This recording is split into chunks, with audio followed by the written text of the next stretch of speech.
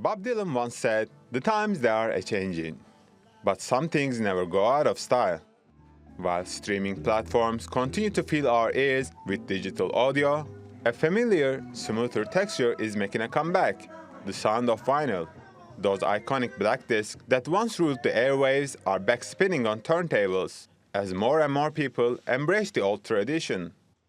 It has been really good. I started selling records out of need and it was a success. It only grew.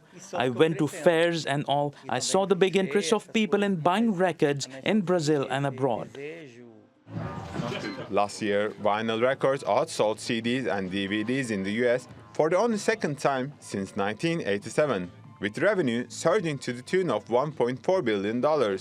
In the UK, the resurgence of vinyl records has been so significant that they've earned a place in the inflation basket for the first time in more than 3 decades. In 2023, 6.1 million vinyl records were sold in Britain, the highest number since 1990. I guess it's a bit like a sort of collector's item, kind of like, when we used to collect like Pokemon cards. It's kind of I think some people find it like that. It's kind of like a collector's item. It's a physical thing that you can collect, and there's a sort of collector gene in a lot of people, and so people do like to have something that they can display on their wall, like a sort of library, which you can't really do with an MP3 or downloads or anything like that. It just sort of appears as bits of data on your phone or whatever.